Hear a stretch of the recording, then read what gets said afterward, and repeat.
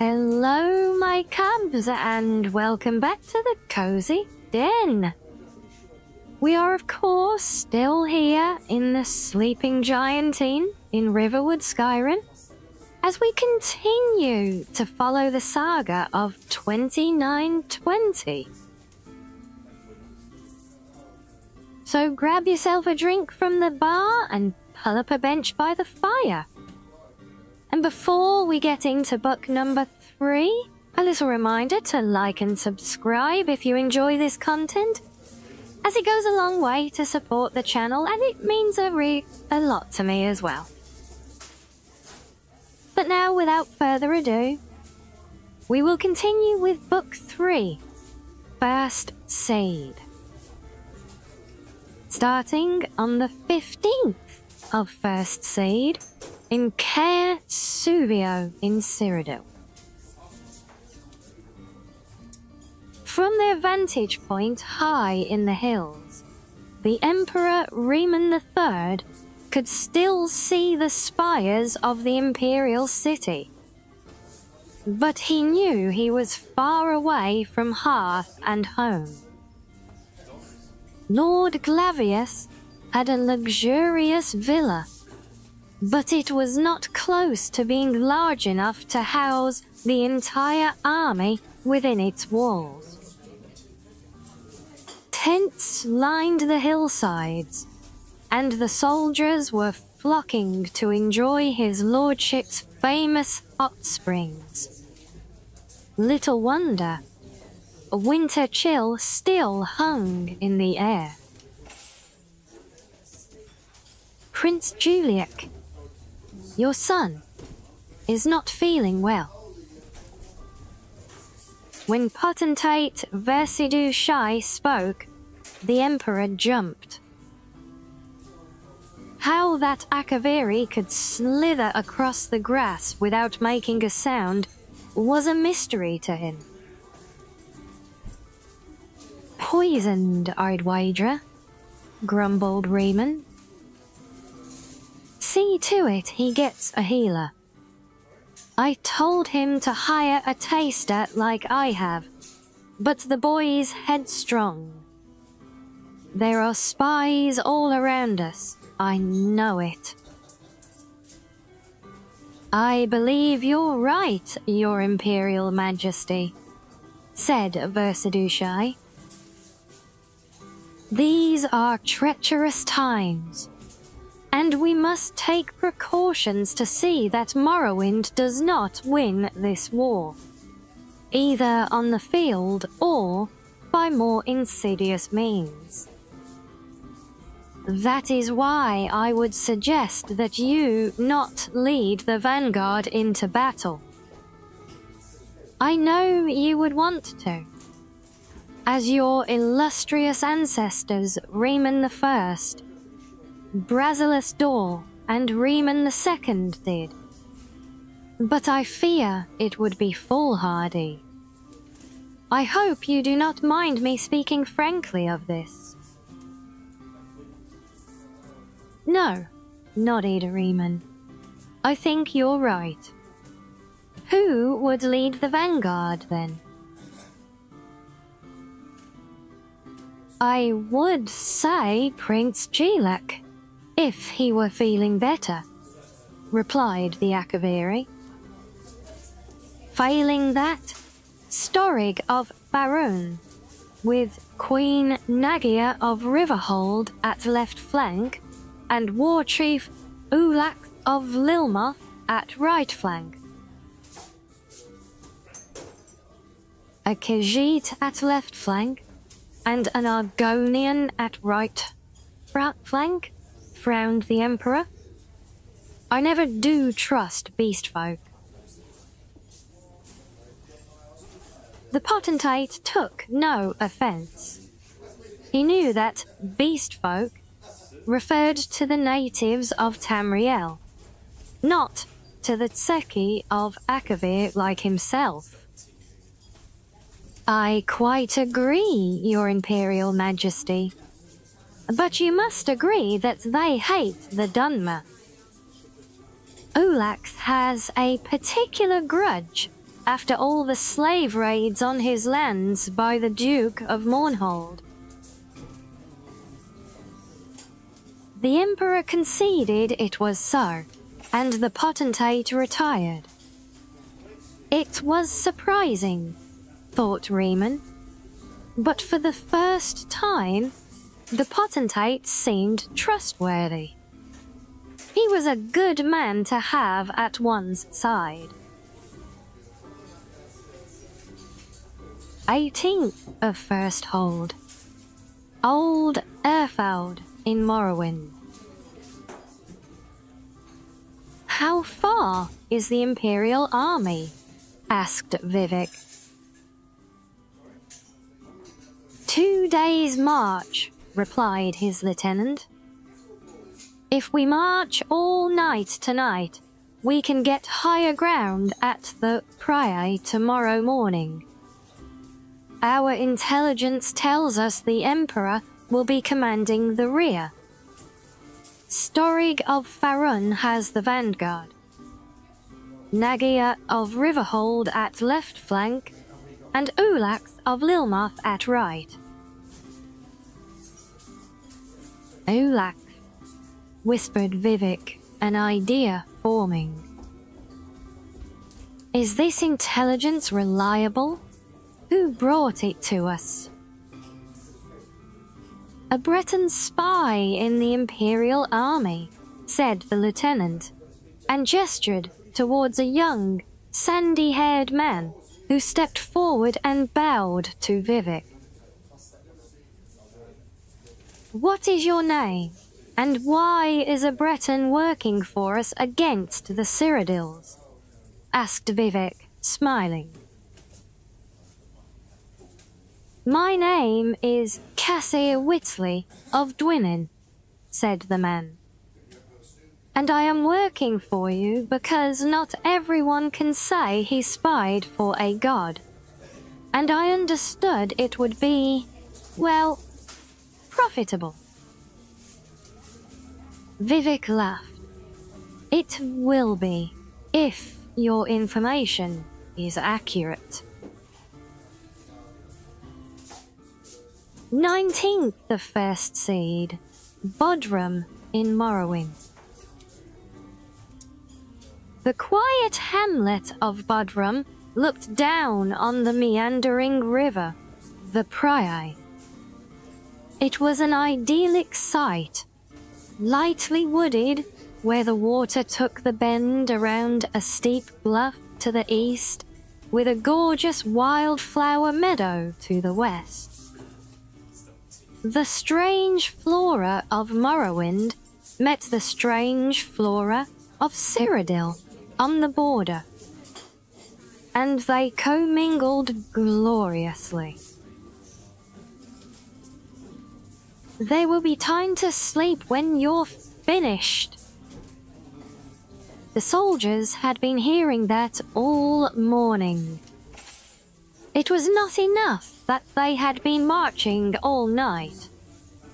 Now they were chopping down trees on the bluff and damming the river so its waters spilled over.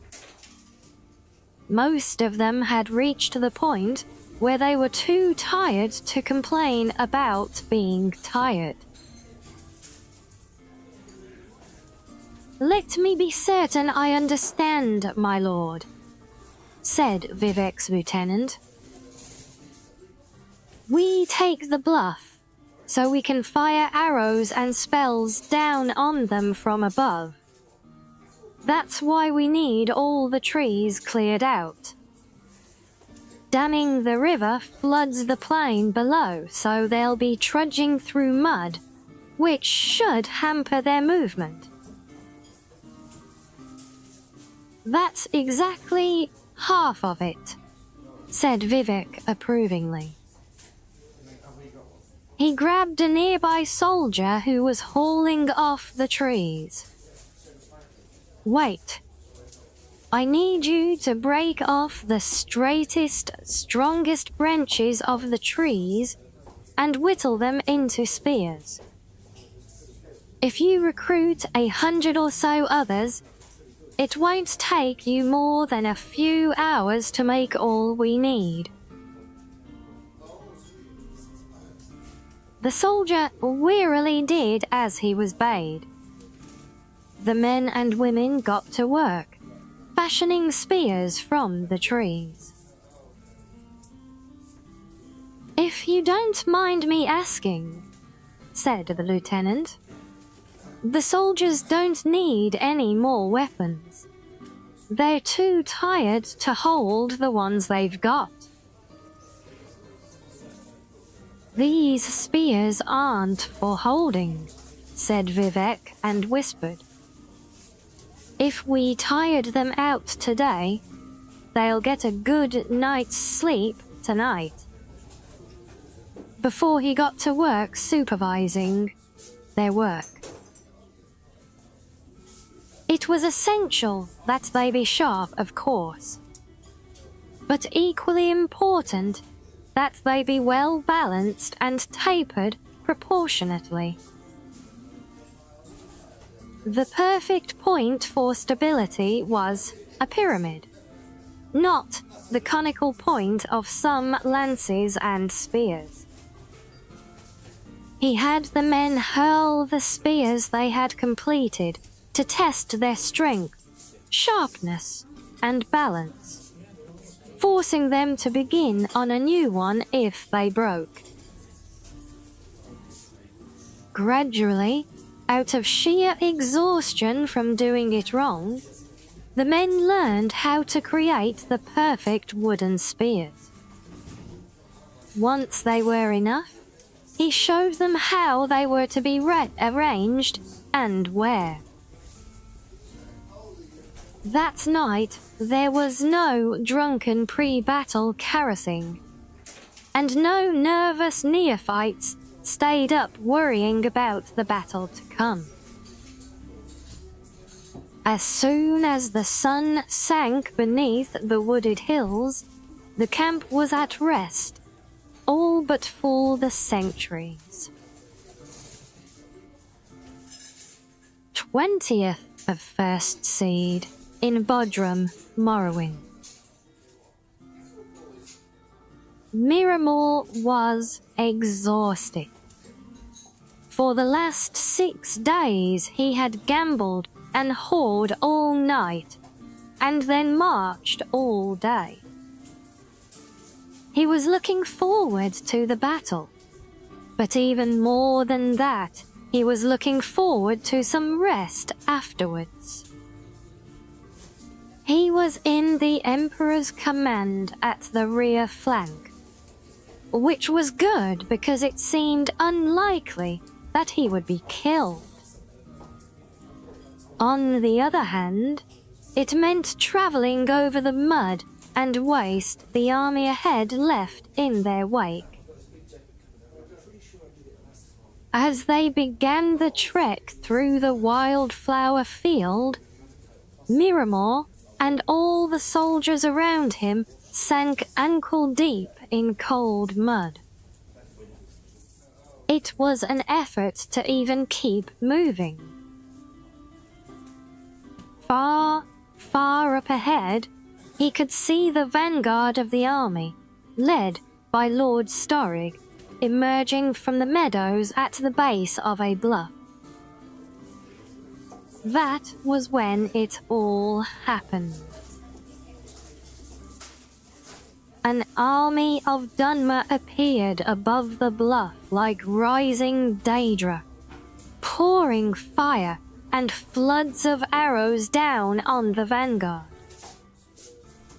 Simultaneously, a company of men bearing the flag of the Duke of Mournhold galloped around the shore, disappearing along the shallow river's edge, where it dipped to a timbered glen to the east. War Chief Ulax, nearby on the right flank, let out a bellow of revenge at the sight and gave chase. Queen Nagia sent her flank towards the embankment to the west to intercept the army on the bluff. emperor could think of nothing to do. His troops were too bogged down to move forward quickly and join the battle. He ordered them to face east towards the timber, in case Mournhold's company was trying to circle around through the woods. They never came out, but many men facing west missed the battle entirely. Miramor kept his eyes on the bluff. A tall Dunmer, he supposed must have been Vivek, gave a signal, and the battle mages cast their spells at something to the west. From what transpired, Miramor deduced it was a dam.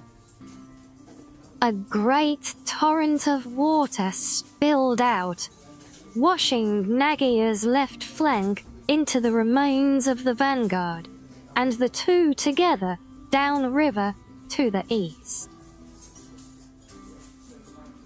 The Emperor paused, as if waiting for his vanquished army to return, and then called a retreat. Miramor hid in the rushes until they had passed by, and then waded as quietly as he could to the bluff. The Morrowind army was retiring as well back to their camp. He could hear them celebrating above him as he padded along the shore. To the east, he saw the Imperial army. They had been washed into a net of spears strung across the river. Nagia's left flank on Storig's vanguard, on Eulat's right flank. Bodies of hundreds of soldiers strung together like beads.